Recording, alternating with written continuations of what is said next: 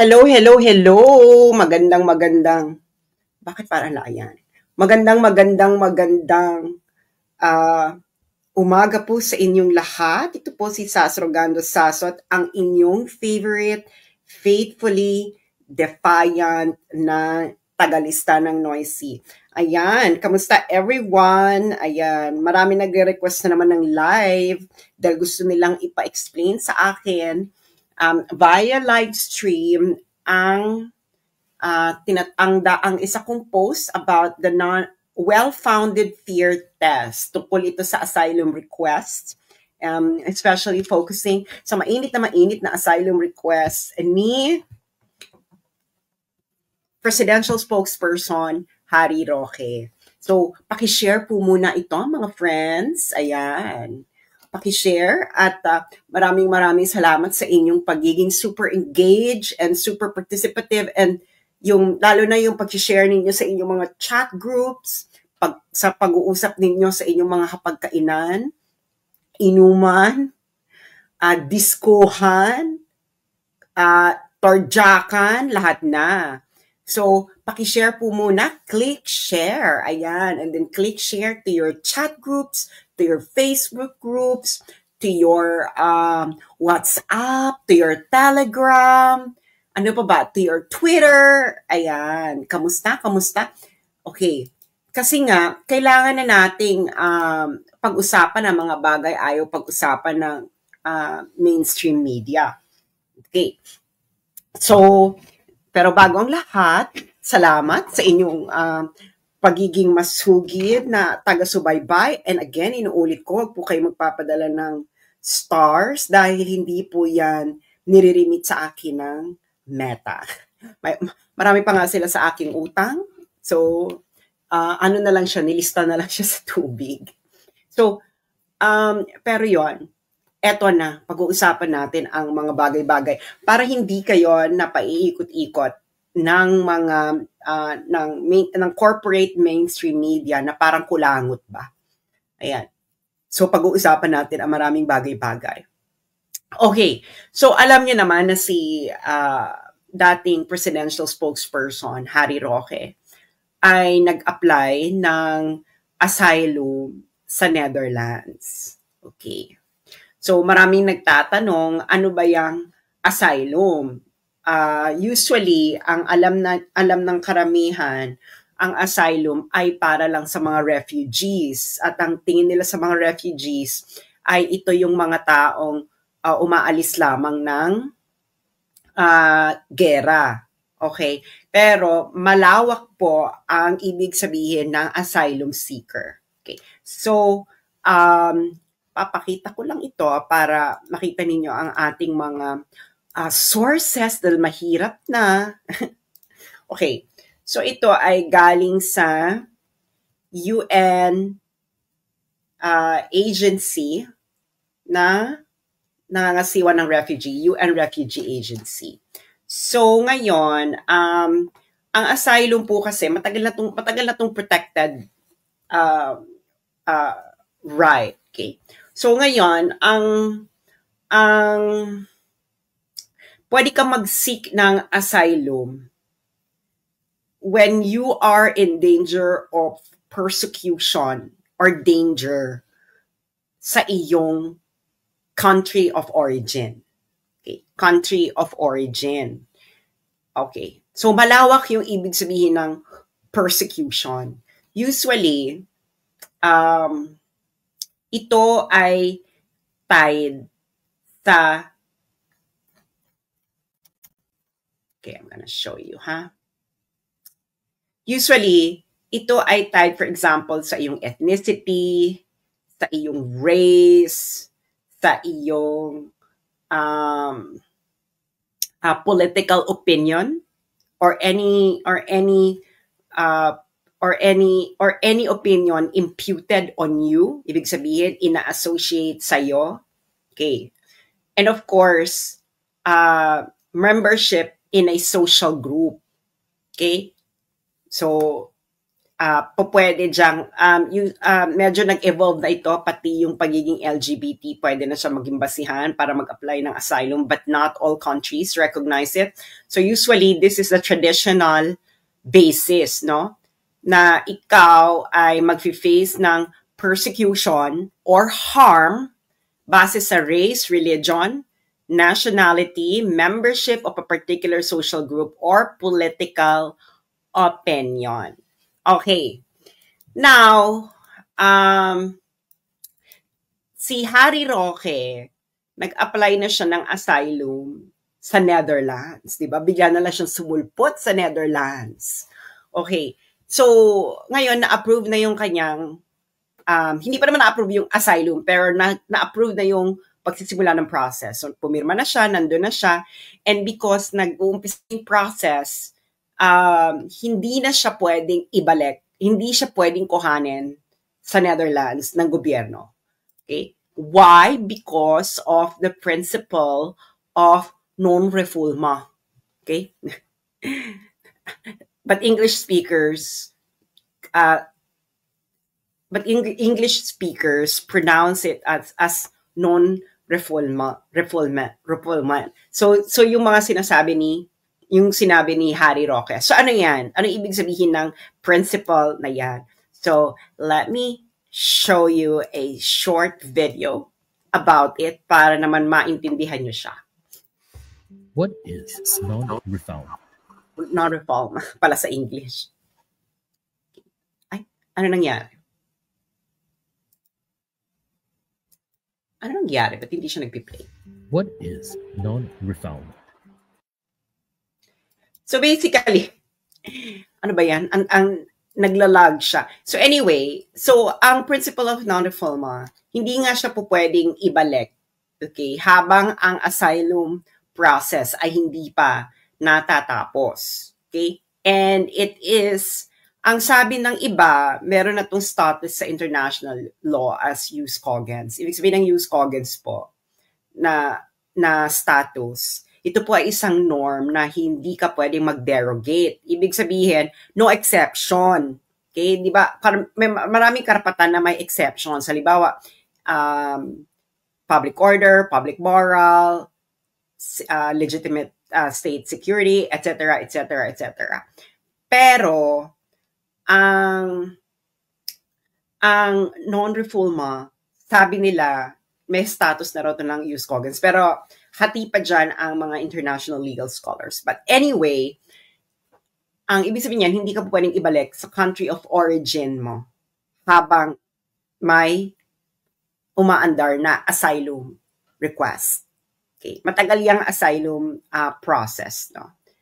Usually, sabi nga ni Harry Roque, sa kanya, baka tumagal yan ng 1 year and 6 months. And sa Europe, pag na-deny ka ng asylum request, halimbawa sa Netherlands, pwede pa yang i-escalate sa European Court of Human Rights. So, mas lalo pang tatagal.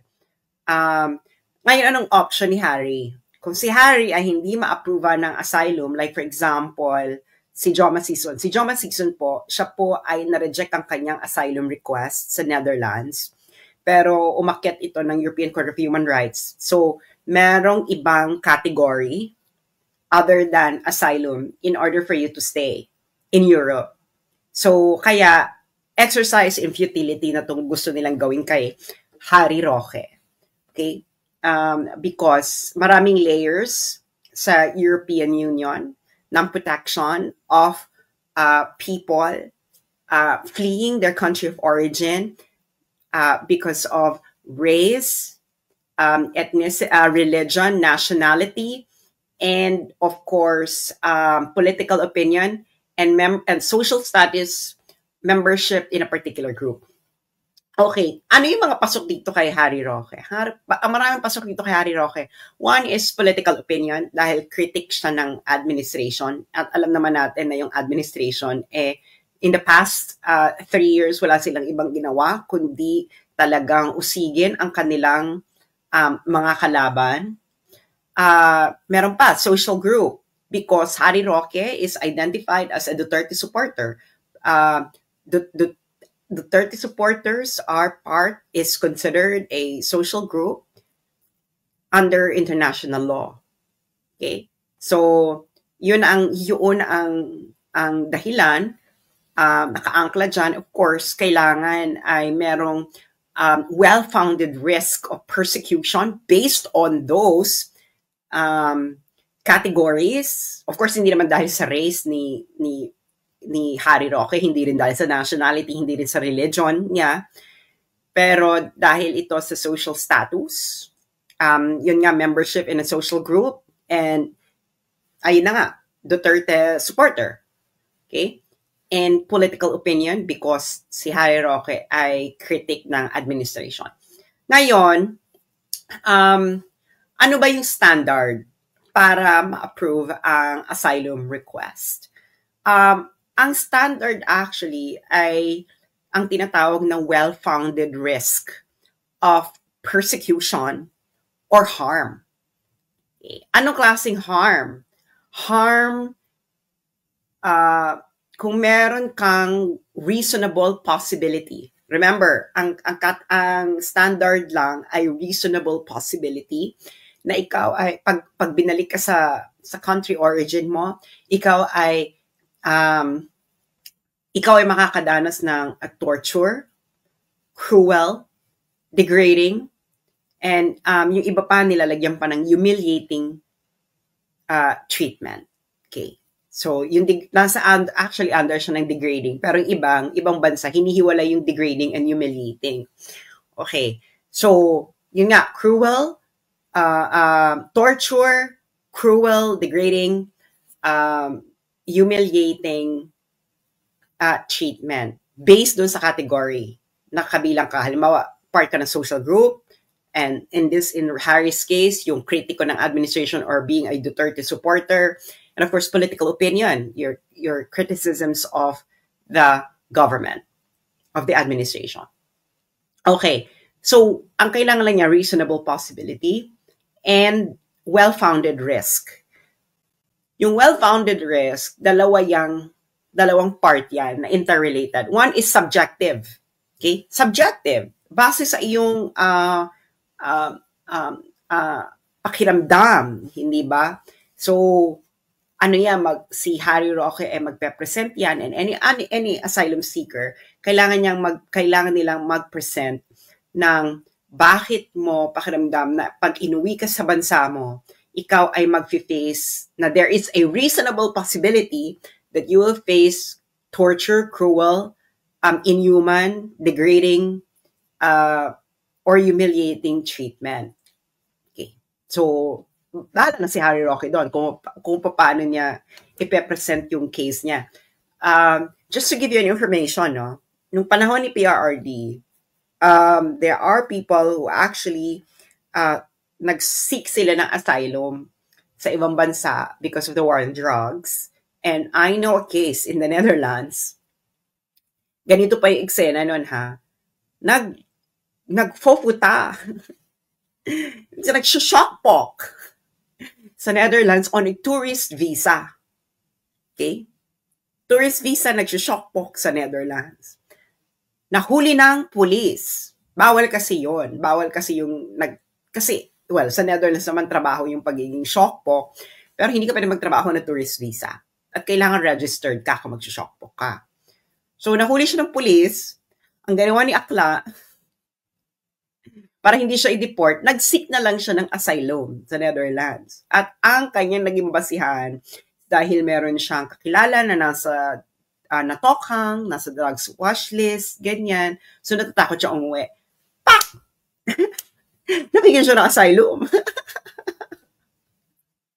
Ganun lang ang tsikahan. Okay, ganun lang yung tsikahan niya. Well, totoo naman yung war on drugs, tas ang daming press reports, hindi ba? So ngayon, itong kay Harry Roque, so pinaprocess na yung asylum niya. And just so you know, di ba may mga press reports? Naalala niyo yung Polvoronic video? Yung Polvoronic video na pinalabas noon sa US na nandun si Harry Roque. Tapos, may mga nagsasabi na si Roque may kasalanan niya, di ba, may mga media report. Tapos ang sinasabi pa, AI generated yung Pulveronic video na pinalabas dun sa US na nandoon si Maharlika and si Harry Roque. Matalino si Maharlika. So, ginawa ni Maharlika, bago pa ang lahat na ito, alam naman niyang siya ay uusigin. Si Maharlika, pina-authenticate niya na yung video bago ipalabas. Okay? Kanino niya pina-authenticate kay Maharlika? Sa mga forensic experts sa United States, sa California. Yung mga forensic experts na yon, ito talaga yung mga kinukuha ng korte in order to authenticate a video. Okay? Authenticate yung kung AI ba, etc. So, top-notch talaga to. Ngayon, in-explain na yan ni Maharlika dati sa blog niya. Okay? Now, and true enough, sabi nung forensic experts, hindi siya AI. Totoo yung video. Okay? So, pinabulaanan yung sinabi noon ng gobyerno na AI-generated yung Pulveronic video.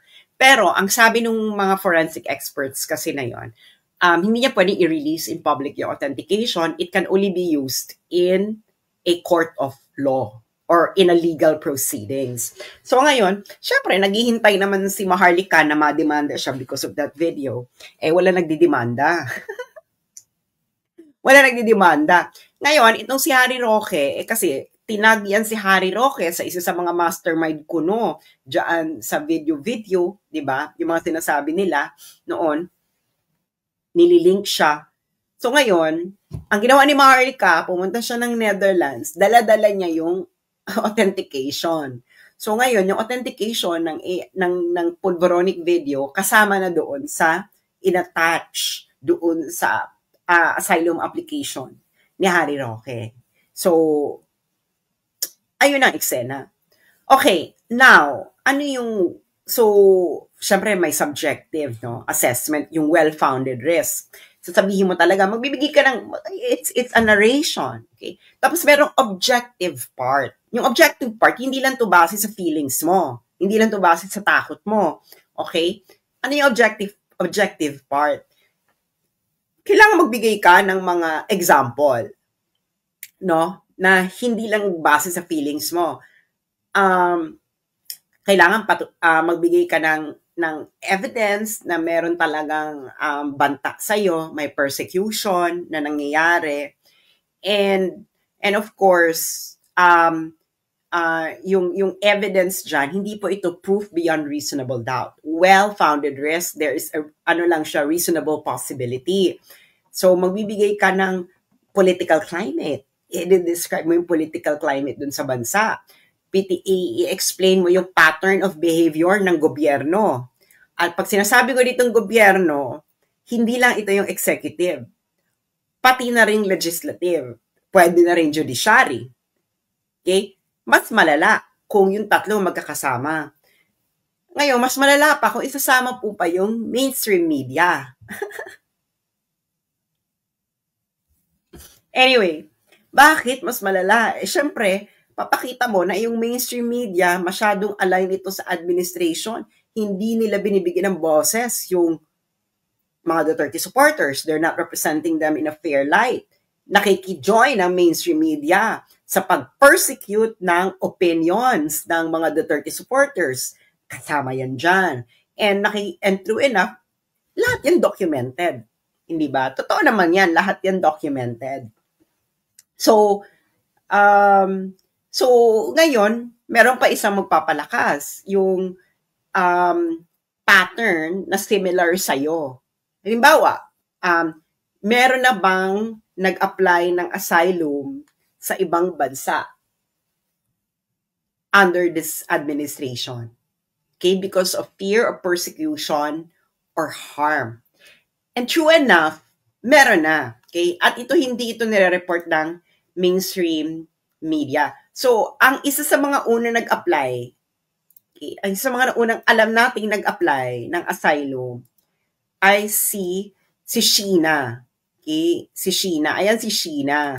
Okay? Ordinary citizen, natatakot ako. Ayan si Sheena. Okay. Yang Blandina Bonnevie. yung Blandina Bonnevie, explain namin, no? Kasi hindi naman kasi ito dinidiscuss ng mainstream media. Kaya nga, mapapalakas talaga na yung mainstream media ay kasabwat ng administrasyong VAVM sa pag-persecute ng mga kalaban nila. Okay. Sino yan si Sheena? Okay. Si Sheena po ay partner po ito ng isang negosyante na si Francis Chua. Si Francis Chua, according to Sheena, partner lang kasi hindi sila kasal, pero may anak sila. According to Sheena, ito si Francis Chua, government contractor ito. So, ibig sabihin, meron tong mga mahilig ito sa mga government projects, iba't ibang administrations. Huwag kayong masyadong ano. Ngayon, yung Francis Chua ay kaibigan ni First Lady Liza Marcos. Okay. Ngayon, bakit ngayong itong si Sheena ay nag-apply ng asylum? Sabihin nyo, bakit? Everybody now in the comment section, i-type ninyo, bakit? Bakit si Sheena ay nag-apply ng asylum? Okay. So, papakita uli natin yung itsura ng napakagandang si Sheena. Okay. Ayan si Sheena, di ba? Napakaganda. I believe si Sheena ay isang Cebuana. Please correct me if I'm wrong. Ayan, ang dami na nagbabakit. Okay. Kasi ganito po ang storya ni Sheena. Okay. Iaano ko lang, papaigsiin ko lang ang story ni Sheena. Pero ang tagal-tagal na itong kinukwento ni Maharlika. Okay? Yung kwento ni Sheena. Ang tagal-tagal na kinukwento ni Maharlika, siguro 2 years na. 2 years na. 2 years nang nagkukwento si Sheena. Ay, si Maharlika pala. Okay, ang buod, the summary of Sheena's plight ay ganito. Si Sheena ay umalis ito ng Pilipinas. Okay, umalis ito ng Pilipinas kasi nga, according to her, kasi itong si Francis Chua, may mga death threats. Okay, may mga death threats. Kuning-kuning. So si Sheena, umalis na ito. So, ang last destination niya bago siya nag-apply ng asylum sa Belgium ay sa Turkey. Ngayon, anong naging problema? Ang naging problema, itong si Francis Chua ay may iPad. Okay, yung Francis Chua na nangungumisyon sa gobyerno ay may iPad. At ang nakakaloka, yung iPad na yon, nandoon yung mga transacciones. Transacciones galore.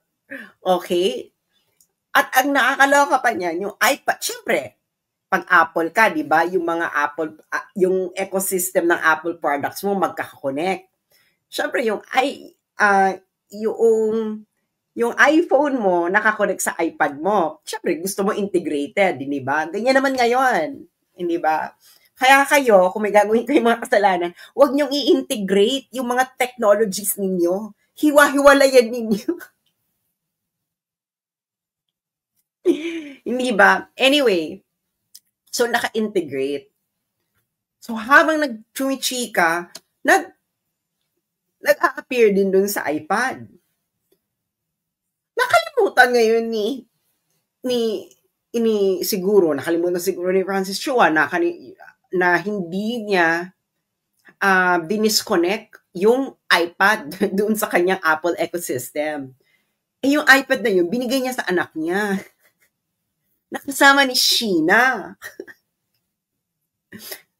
So, syempre, naloloka yung mag-ina. Ano ito? Ganyan. So, ngayon, si Francis Chua ay friendship ni First Lady. Okay. So, hindi pa sila umuupo sa pwesto. Nagmamaniobra na si Ma'am Shi. Okay, Hindi nyo dito malalibel because ito ay documented. May document na pwede ipakita from Belgium. Ngayon,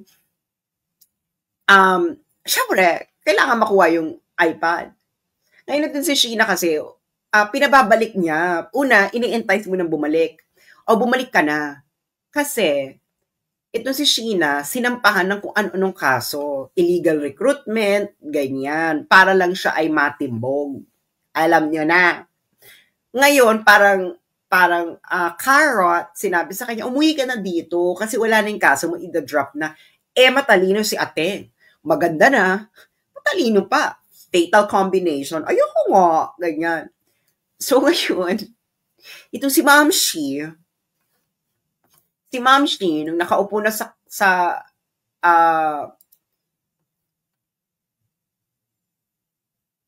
umuwi, and ano ba yan?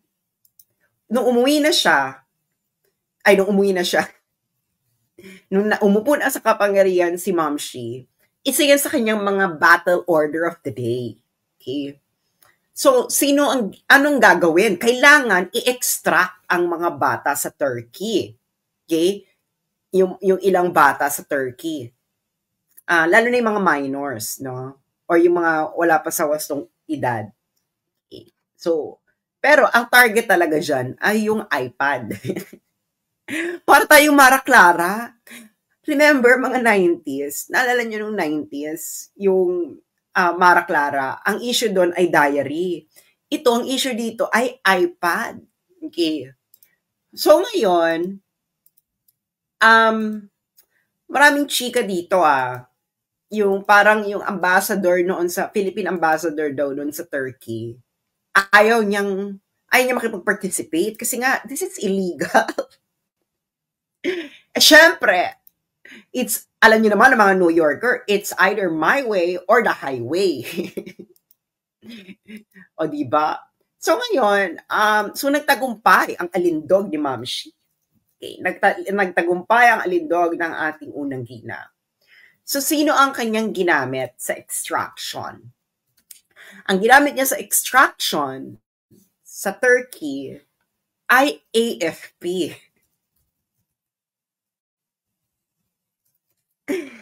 Alam nyo na. ISAF, okay. Yung intelligence arm ng AFP, ginamit ni Ma'am Shi. Okay? Meron niyang audio recording na, ayun nga, ma-extraction, pinalabas na rin niya ni Maharlika paulit-ulit, ayaw i-report ng mainstream media. Okay. Ngayon, nagtagumpay sila. Nagtagumpay ang extraction. Nagtagumpay, nakuha yung mga bata. Okay. The problem is, hindi naman sila nagtagumpay. Nakuha yung iPad. Okay. Ngayon, itong si distressed mother, okay, humingi ito ng tulong. Siyempre, dahil itong si Ateng, kilala nyo ito, ay nagpipresenta na lumalaban para sa mga kababaihan, senadora lumalaban sa mga kababaihan, si Senator Risa Ontiveros, sinulatan niya. Siyempre, ikaw nagpipresenta na lumalaban para sa mga kababaihan, di ba? Dead ma. Dead ma, si Ateng, si Risa, dead ma. Okay. And, syempre, lahat to documented, no? Lahat to documented.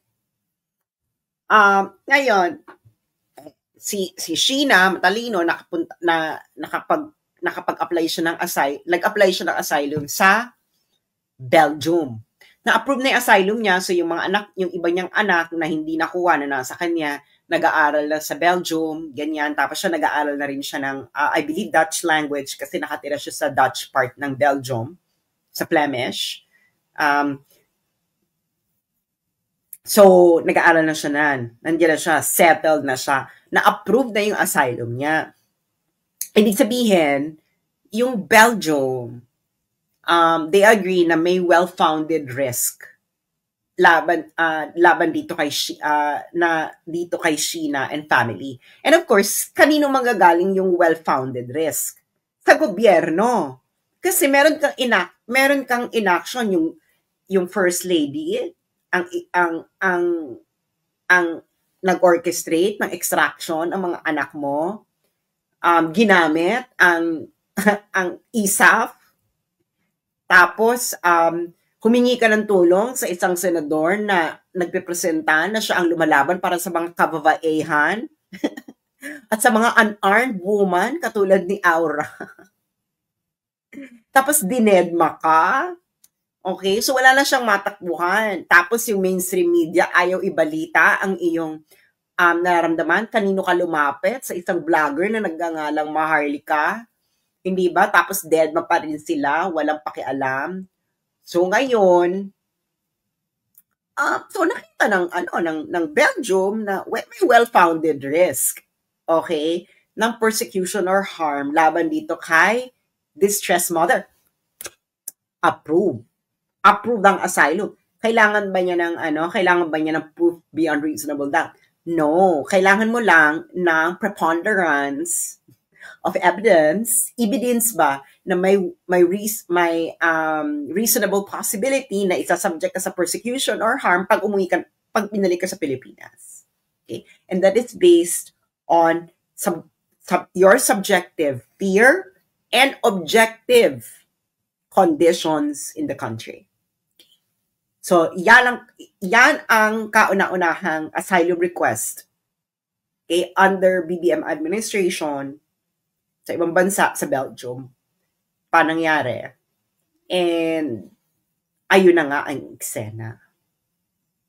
Ayun na. Hindi na nila maano si distressed mother. Kaya si distressed mother, nagpakita na siya ng Tesla. At maganda pa si distressed mother. Akala namin, baka naman hindi maganda si distressed mother kaya hindi nagpapakita.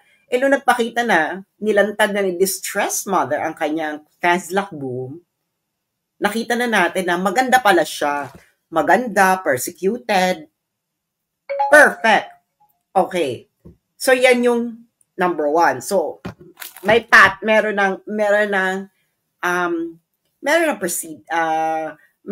ng paghuhugutan ang ibang bansa na meron ba talagang persecution and harm na ginagawa itong BBM administration. And true enough, meron ka in the face of the distressed mother.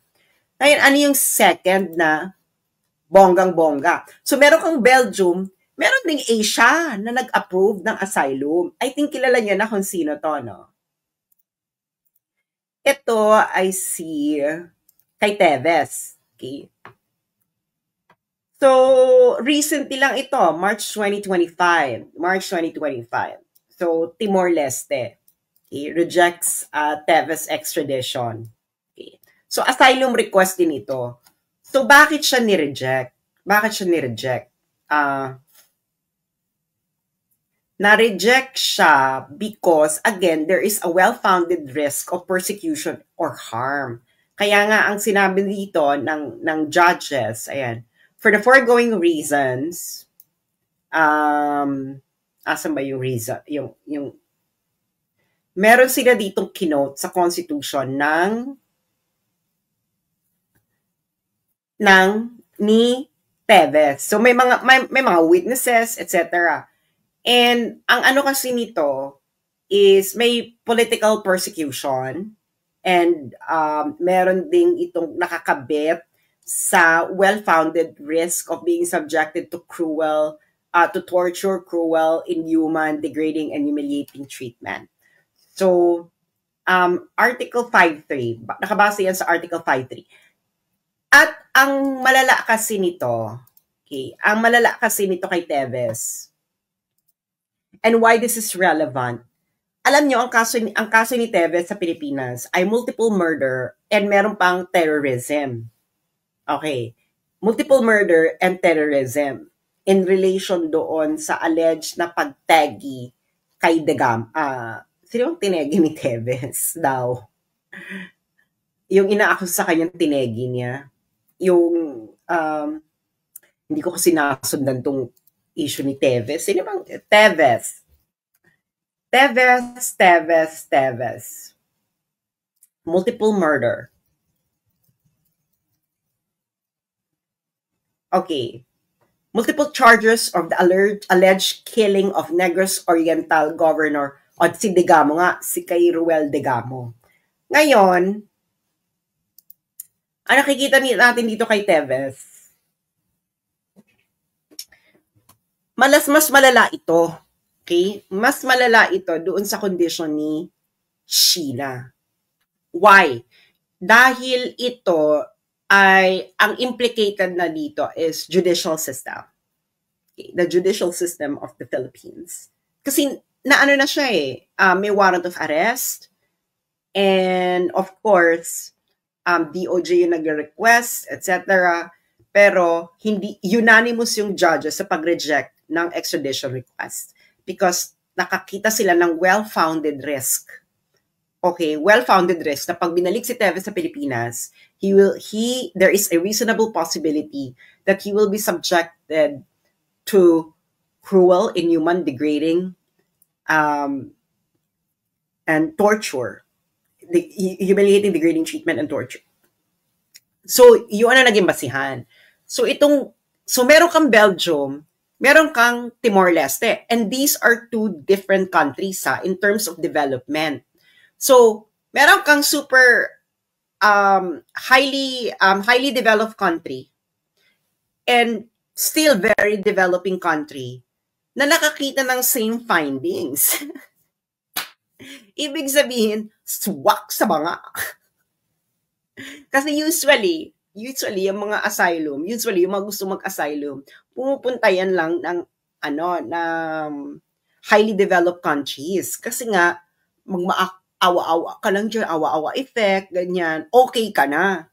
Mas mataas yung chances na makakuha ka ng asylum sa highly developed countries, especially European countries. Yan ang katotohanan dyan. Kaya maraming nagre-request ng asylum, sa European countries sila pumupunta. So how do people seek asylum? Actually, you can just enter an embassy anywhere in the world and then ask for an asylum. Pasok ka lang. Parang sabihin mo lang, I would like to seek an asylum. Pak! Ayan na yan. Hindi ka nila pwedeng tanggihan. Ipaprocess nila yan, no? Pero usually, ang ginagawa ng iba, ayun nga, na nagta-travel muna dun sa bansang yon. And then, nung nandun na sila sa bansang yon, saka sila magsisig ng asylum. Just like, for example, si Harry Roque. Kasi Harry Roque can just enter any Dutch embassy. Pero hindi niya ginawa yon kasi nga, kasi po pwedeng harangin. Siyempre, pag nasa embassy ka, paano ka mag-travel sa airport? Baka maharang ka, parang yun nangyari kay Julian Assange. Remember kay Julian Assange? Nung nasa London siya, gusto niyang mag-seek ng asylum sa Ecuador. Kaso nasa pa siya, UK. So, ang ginawa niya, pumasok na lang siya ng embassy ng Ecuador. The problem is, paano ngayon siya ililipad ng Ecuador ng embassy ng Ecuador to Ecuador? So, si Julian Assange, ang nangyari sa kanya, doon na siya tumira sa embassy ng Ecuador. Kasi embassies are considered territories of the country ng embassy. Okay? So, Ecuadorian embassy anywhere in the world is a territory of Ecuador. So, that's a principle of extraterritoriality. Okay? So, ngayon, ito si Harry Roque, hindi natin alam kung saan ba ito pakalat-kalat, di ba hinahanap nila, bigla nag-appear sa Netherlands. So, nandun na siya sa Netherlands, nag-apply siya ng asylum. And then, in process na siya, so hindi na siya pwedeng makuha ng Pilipinas. Okay. Actually, kahit hindi pa nag-uumpisa yung asylum, mahirapan pa rin ang Pilipinas kasi they have to go through extradition, and the extradition could be challenged. So, it's malaking kaduguan.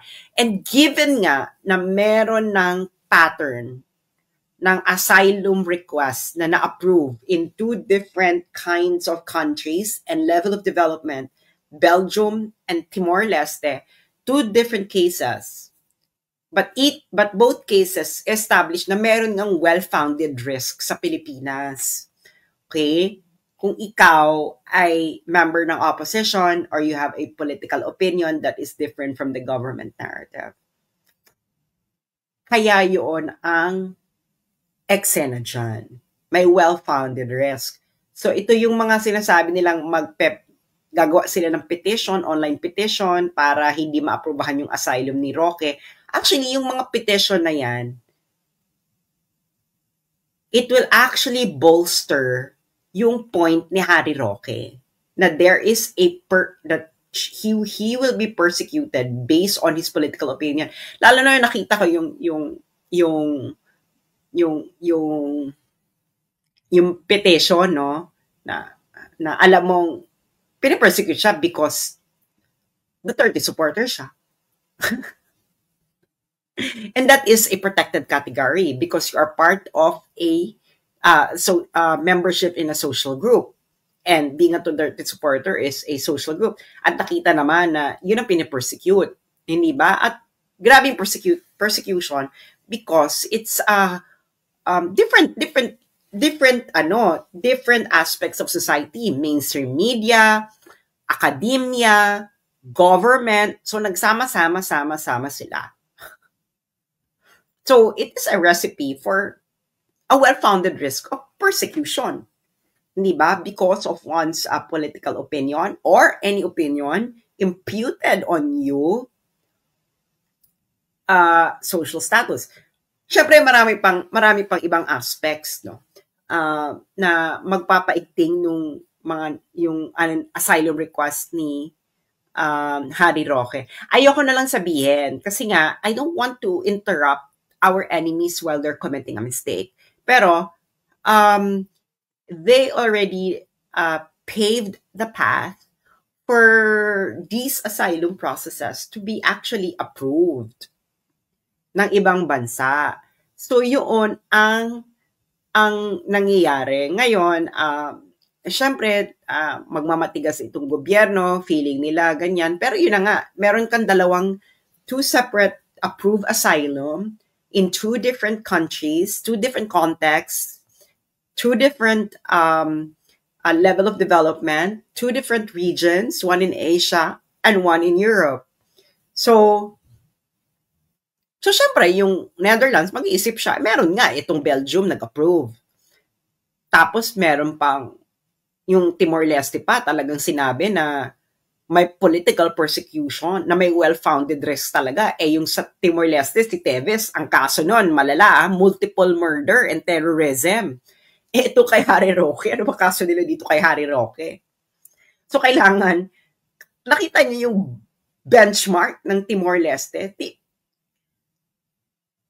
yung kay Teves, multiple murder na yung kaso niya.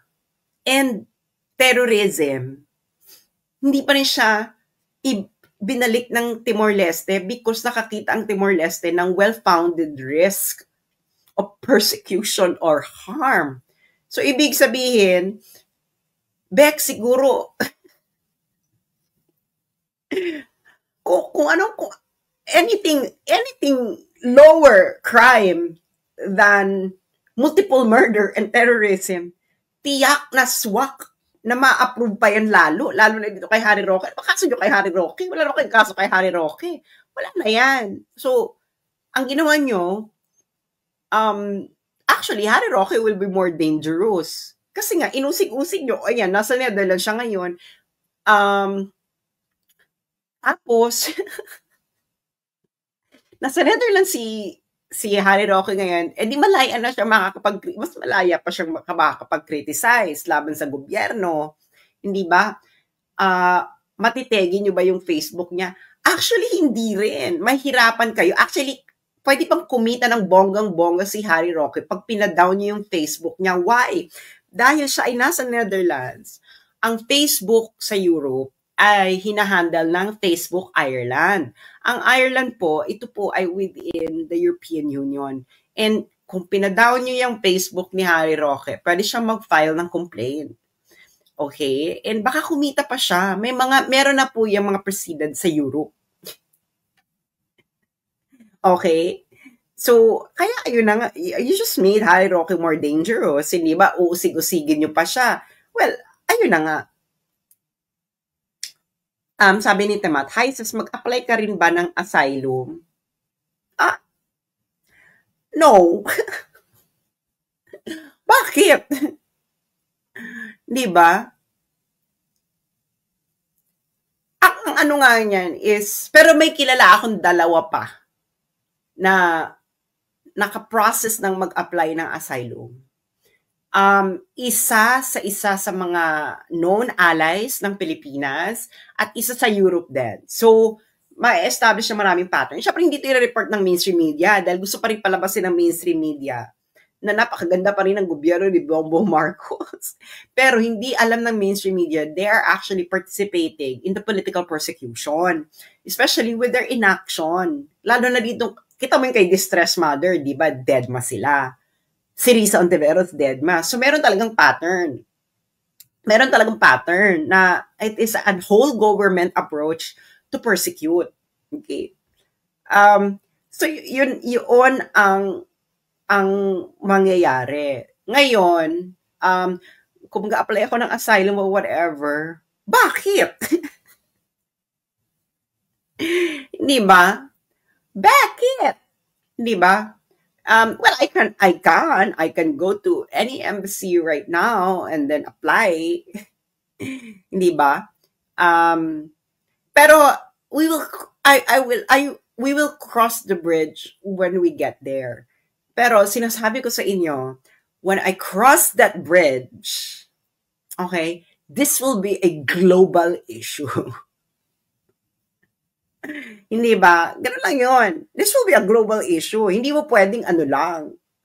Hindi magandang, Kasi, kailangan na nating wakasan itong tinagagawan. Kasi kinokolekta ko lang naman yung mga eksena sa buhay ng mga ito. Hindi ba? We just have to actually gather all resources. And ako pa naman, hindi ako nagdi-delete ng mga emails, hindi ako nagdi-delete ng kung anik-anik. And, ayun na nga, yung mga pautot ninyo na, kukunin ka namin, ganyan, do not think so highly of yourself on the world stage right now. Dalawa na yung na-approve na asylum request because there is a well-founded risk in the Philippines. At least dalawa, one in Belgium and one in Timor-Leste. So it's now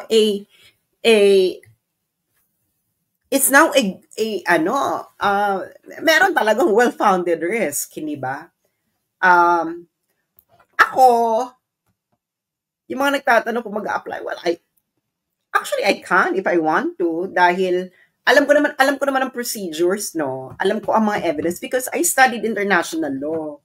And I actually have a lot of evidence that would actually not even pass the well-founded risk test, but it will actually go beyond the well-founded risk test. Dahil meron talaga, hindi ba?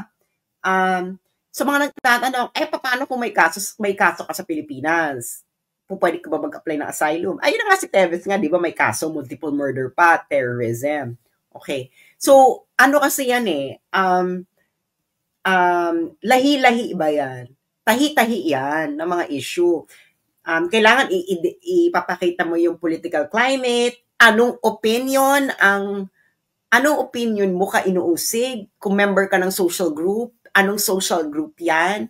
Siyempre, di ba sinasabi sa yung categories, race, nationality, religion, social status, or political opinions. Yung social status is membership of a group. Kung isa lang dyan, carry. Paano kung dalawa? Member ka ng social group, at tapos may political opinion. Ipapersecute ka pa because of your political opinion. Okay. Mas malaki yung more chances of winning. Okay. Yung asylum kasi, that's why I don't want to apply for asylum. I-give up mo kasi, magiging path to citizenship kasi yan sa ibang bansa And, di ba, ang tagal-tagal kong tumira ng Netherlands, hindi ko naisipang, I thought that I could give up my citizenship. But, ang hirap. Ang hirap. Parang, I don't want to lose, I don't, parang parang hindi pa ako, sa tinagal-tagal kong tumira sa ibang bansa, I thought that I could give up Philippine citizenship. And then I felt na, ang dami ko ng chances to do it, but I couldn't. Parang may kurot sa puso. Alam mo yon. So, hindi ko pa siya settled. No? Kasi ganoon ang asylum eh. Once you apply for asylum, that's already a path to citizenship. So, you have to give up your citizenship. And, hindi pa siya settled sa utak ko na I would give up Philippine citizenship. So, yaan ang kaya ay hindi ko siya ina-entertain pa.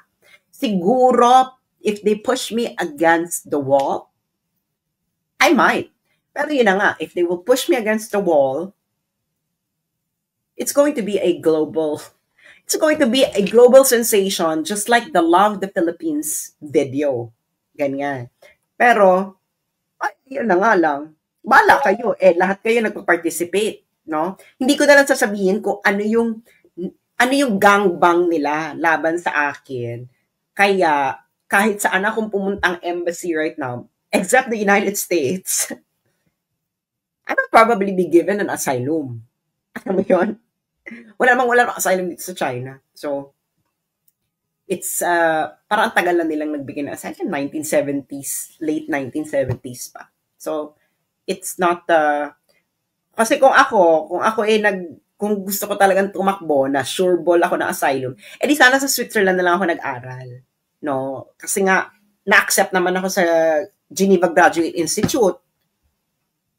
Mag-aral noon. Dalawa kasi in-applyan ko eh. Isa dito sa China and sa Switzerland.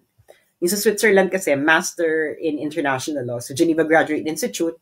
Dito ang in-applyan ko, PhD. May master's na ako. And I was like thinking, magma-masters ba uli ako? Tapos ngayon, international law naman. Kasing master's ko yung international relations. But my BA is an interdisciplinary of international law and international relations. So inisip ko, ano ba ako? Mag-Geneva ba ako to pursue master in international relations o dito na sa China to PhD? So sabi ko, mag-PhD na ako. Pwede ko namang mag-master na international relations after ng PhD, pero gusto ko muna mag-PhD. Ganyan. So, ngayon, kaya ako nandito, kung gusto ko lang talaga na tumakas, etc., sureball na asylum, di nag-Switzerland na lang sana ako. Natanggap naman ako doon na mag-aral. So, bakit ako natanggap? Well, ganyan talaga. Ganyan talaga kung maganda ang academic records mo, be. I-research nyo na lang kung ano ang Geneva Graduate Institute. Kung gaano kahirap matanggap. Okay. So ngayon, ayun ang eksena ng buhay. No? Yun ang eksena ng buhay. Ako naman is, naniniwala po ako na kung oras mo na. Wala po akong, to be honest, I'm actually contented with my life. Sinasabi ko yun sa maraming tao na, if I don't wake up tomorrow, I would still be happy because I have done a lot with my life already. Parang anything beyond what I have achieved will already just be icing on the cake, or cherry on top, ganyan. Pero the rest, parang okay na ako, contented na ako sa buhay ko. Parang nagawa ko na lahat ng gusto kong gawin sa buhay ko. Alam mo yon? I'm happy. I have achieved what I wanted to achieve. And tapos, ang dami nyo pa dito na nahuhumaling sa aking alindog. Aminin nyo na hindi kayo nakikinig sa akin dahil kayo ay may natututunan, kundi nahuhumaling lang kayo sa aking alindog. Charot! Okay. Kaya yun na nga. Yun ang buong katotohanan ng buhay. Okay? So, para lang po sa kaalaman ng lahat, mag-check tayo kasi ang daming nag-aantay kung tayo ay nakalagpas na ng, umabot na ba tayo ng 500 million views. Malapit na po tayo. Nasa ano na po tayo? 467,172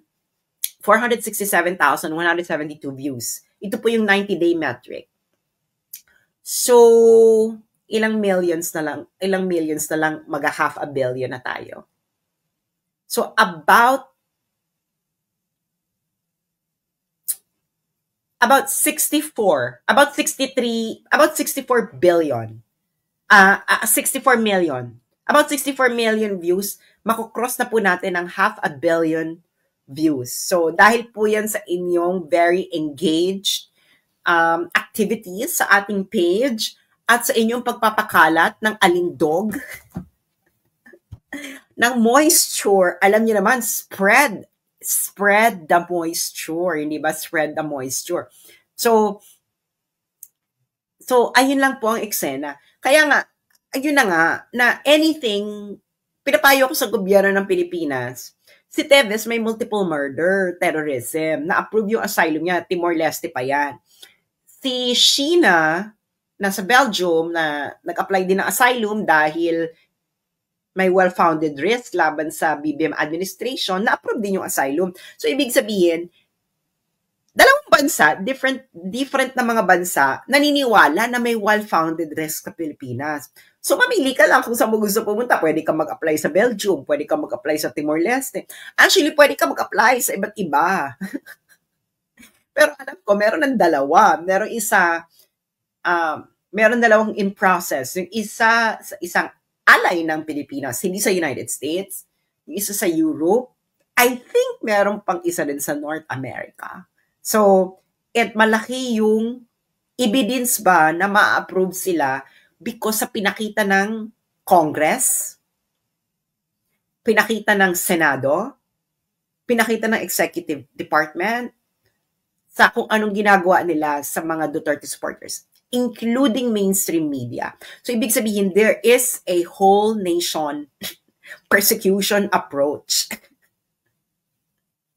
Wala nang sandalan. Wala nang sandalan yung mga tao kahit mainstream media. Malala yun. Tapos, syempre, meron pang mga iba pa na evidence ba. Hindi ko na lang sasabihin kung ano dahil bakit? Kayo naman, ginawa niyo naman ng bonggang-bongga. So, ayun na nga, we have, what's this? Ayun na nga sinabi ko, di ba? I know international law. I know, I've studied it. A nga ako sa public international law. And, I studied it. I know the procedures. And, ayun na nga, na sabi ko, wala din sila dyan kay Harry Roque. Ang baba ng test ng asylum, well-founded risk, reasonable possibility. Okay, can you imagine reasonable possibility lang yon ha? And, ayun ang eksena. Tapos, meron ng established pattern. Okay? Yung kay Sheena, and yung kay Teves. And of course, yung mga decisions dyan, I'm pretty sure kukunin ni Harry Roque yan. Kukunin niya yung decision ng asylum ni Sheena sa Belgium, ni Teves sa Timor-Leste, para evidence ba na similarly situated person. Kasi similarly situated sila ni Sheena and Teves because pareho sila ng reason, well-founded risk of persecution or harm sa Pilipinas, brought to you by your government. So, ayon ang eksena sa buhay. Si Maharlika po, hindi po nila yung ma-extract dahil yun po ay US citizen. Kung gusto nila, kasuhan nila si Maharlika sa United States. Kung mag-jury trial, broadcast na naman yan. Magkakaungkatan na naman tayo ng mga Jehovah, hindi ba? Actually, ang daming sinampang kaso laban kay Maharlika sa US. Libel, etc. So, yun ang eksena ng buhay.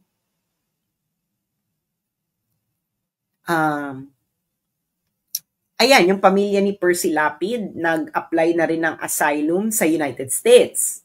So, ayun din, well-founded risk of persecution or harm.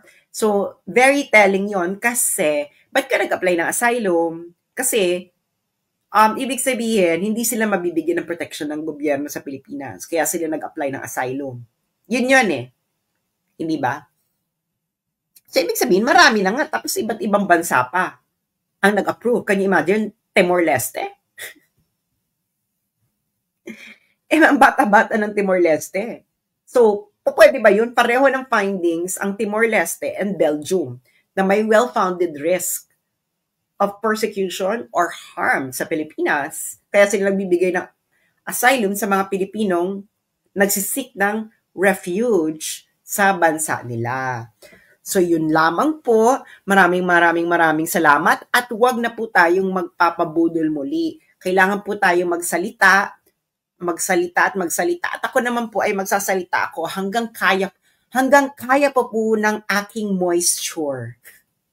So manalangin po kayo na manatili po ang aking moisture. Happy Sunday and may God save the Philippines.